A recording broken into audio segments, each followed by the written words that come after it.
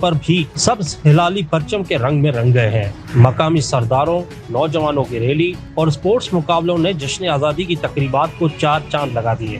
Frontier کور، پاک army اور چاگی انتظامیہ نے پورے شہر کو خوبصورتی سے سجایا۔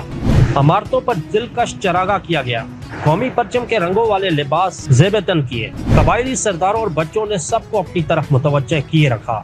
شہر میں یوم آزادی کی تقریبات کا آغاز 13 اگست سے ہی ہو گیا تھا، جب نشانے بازی کے ایک شاندار مقابلے کا انعقاد کیا گیا۔ ایف سی پبلک اسکول میں بھی پروقار تقریب منعقد ہوئی، جس کے مہمان خصوصی کمانڈر دال بدی رائفل بریگیڈیئر سجاد تھے۔ ایف سی کیمپ میں ایک دن آرمی کے ساتھ عنوان سے تقریب ہوئی، جس میں اسلحے کی نمائش، فٹ بال سمیت مختلف کھیلوں کے مقابلے ہوئے۔ مقامی گلوکاروں نے بھی اپنے فن کا مظاہرہ کیا۔ ایف سی ہیڈ کوارٹر میں پرچم کشائی کے بعد ہزاروں افراد کی ریلی نے پورے شہر کا چکر لگایا، جو دال بدی بائی پاس پر اختتام پذیر ہوا۔